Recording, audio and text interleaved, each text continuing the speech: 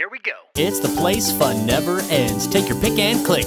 Ned and Friends. Welcome to Ned Shorts.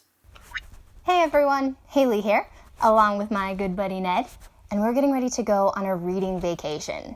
So make sure you're subscribed so you don't miss any of our upcoming videos. But for today, drum roll please, we are going to A Bad Case of Stripes, written and illustrated by David Shannon.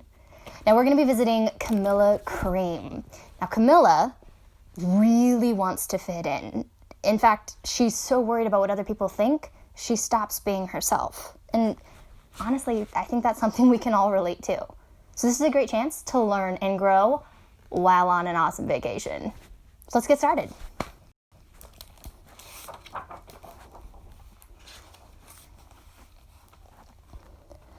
Camilla Cream loved lima beans, but she never ate them.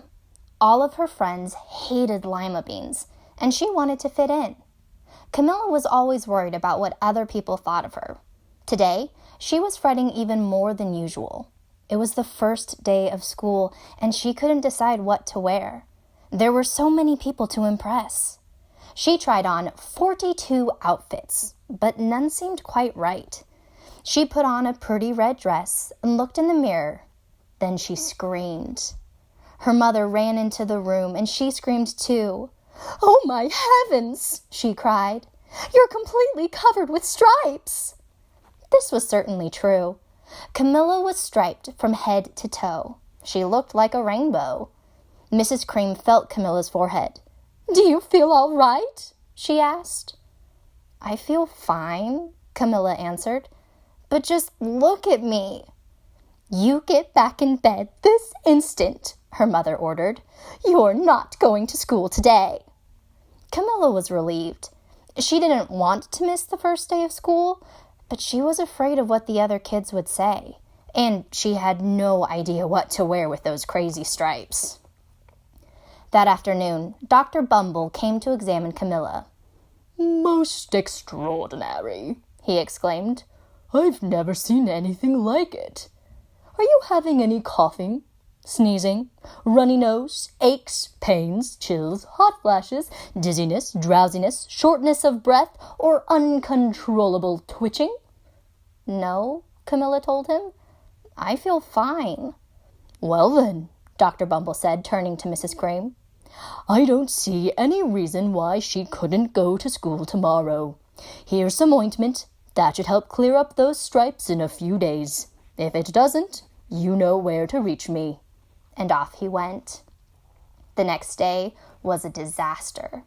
Everyone at school laughed at Camilla. They called her Camilla Crayon and Night of the Littling Lollipop. She tried her best to act as if everything were normal, but when the class said the Pledge of Allegiance, her stripes turned red, white, and blue, and she broke out in stars. The other kids thought this was great. One yelled out, "Let's see some purple polka dots." Sure enough, Camilla turned all purple polka dotty. Someone else shouted, "Checkerboard!" and a pattern of squares covered her skin. Soon everyone was calling out different shapes and colors, and poor Camilla was changing faster than you can change channels on a TV. That night, Mr. Harms, the school principal, called. "I'm sorry, Mrs. Cream," he said. "I'm going to have to ask you to keep Camilla home from school. She's just too much of a distraction, and I've been getting calls from the other parents. They're afraid those stripes may be contagious." Camilla was so embarrassed. She couldn't believe that 2 days ago everyone liked her. Now, nobody wanted to be in the same room with her. Her father tried to make her feel better. "Is there anything I can get you, sweetheart?" he asked. "No, thank you," sighed Camilla.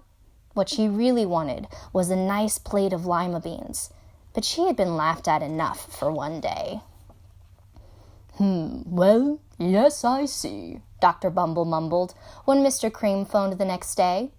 "I think I'd better bring in the specialists. We'll be right over." About an hour later, Dr. Bumble arrived with 4 people in long white coats. He introduced them to the Creams. "This is Dr. Grop, Dr. Sponge, Dr. Cricket, and Dr. Young." Then the specialists went to work on Camilla. They squeezed and jabbed, tapped and tested. It was very uncomfortable. "Well, it's not the mumps," concluded Dr. Grop. "Or the measles," said Dr. Sponge. "Definitely not chicken pox," put in Dr. Cricket. "Or sunburn," said Dr. Young. "Try these," said the specialists. They each handed her a bottle filled with different colored pills. "Take one of each before bed," said Dr. Grop. Then they filed out the front door, followed by Dr. Bumble. That night, Camilla took her medicine. It was awful. When she woke up the next morning, she did feel different, but when she got dressed, her clothes didn't fit right. She looked in the mirror, and there, staring back at her, was a giant multicolored pill with her face on it. Dr. Bumble rushed over as soon as Mrs. Cream called, but this time, instead of the specialists, he brought the experts. Dr. Gourd and Mr. Mellon were the finest scientific minds in the land. Once again, Camilla was poked and prodded, looked at and listened to. The experts wrote down lots of numbers. Then they huddled together and whispered. Dr. Gourd finally spoke. "It might be a virus," he announced with authority. Suddenly, fuzzy little virus balls appeared all over Camilla. "Or possibly some form of bacteria," said Mr. Mellon. Out popped squiggly little bacteria tails. "Or it could be a fungus," added Dr. Gourd. Instantly, Camilla was covered with different colored fungus blotches. The experts looked at Camilla, then at each other. "We need to go over these numbers again back at the lab," Dr. Gourd explained. "We'll call you when we know something." But the experts didn't have a clue, much less a cure. By now, the TV news had found out about Camilla. Reporters from every channel were outside her house telling the story of the bizarre case of the incredible changing kid. Soon, a huge crowd was camped out on the front lawn. The Creams were swamped with all kinds of remedies, from psychologists, allergists, herbalists, nutritionists, psychics, an old medicine man, a guru, and even a veterinarian. Each so-called cure only added to poor Camilla's strange appearance until it was hard to even recognize her.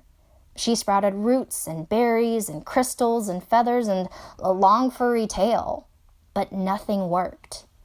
One day, a woman who called herself an environmental therapist claimed she could cure Camilla. "Close your eyes," she said. "Breathe deeply and become one with your room." "I wish you hadn't said that," Camilla groaned. Slowly, she started to melt into the walls of her room. Her bed became her mouth, her nose was a dresser, and 2 paintings were her eyes. The therapist screamed and ran from the house. "What are we going to do?" cried Mrs. Cream. "It just keeps getting worse and worse." She began to sob.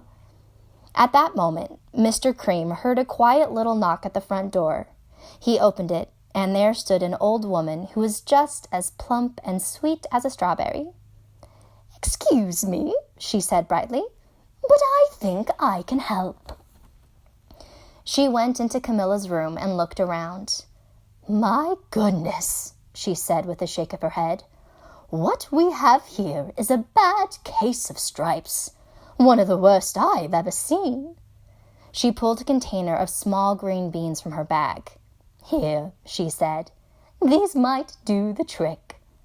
"Are those magic beans?" asked Mrs. Cream. "Oh, my, no," replied the kind old woman. "There's no such thing. These are just plain old lima beans.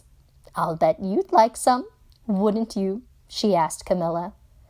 Camilla wanted a big, heaping plateful of lima beans more than just about anything, but she was still afraid to admit it. "Yuck," she said. "No one likes lima beans, especially me." "Oh dear," the old woman said sadly. "I guess I was wrong about you." She put the beans back in her bag and started toward the door. Camilla watched the old woman walk away. Those beans would taste so good. and being laughed at for eating them was nothing compared to what she'd been going through. She finally couldn't stand it. "Wait," she cried. "The truth is, I really love lima beans." "I thought so," the old woman said with a smile. She took a handful of beans and popped them into Camilla's mouth. "Mmm," said Camilla. Suddenly, the branches, feathers, and squiggly tails began to disappear. Then the whole room swirled around. When it stopped, there stood Camilla, and everything was back to normal. "I'm cured," she shouted. "Yes," said the old woman. "I knew the real you was in there somewhere." She patted Camilla on the head. Then she went outside and vanished into the crowd. Afterward, Camilla wasn't quite the same. Some of the kids at school said she was weird, but she didn't care a bit. She ate all the lima beans she wanted, and she never had even a touch of stripes again.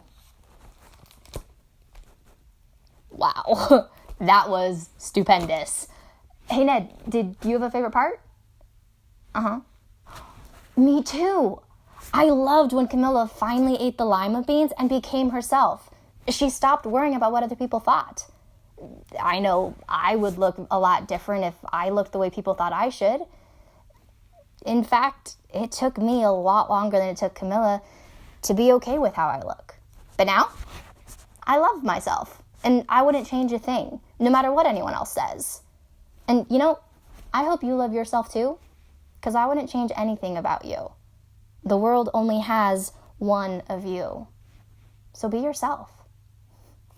We'll see you on the next reading vacation. And hey, if you like this video, give us a thumbs up so we know. Bye.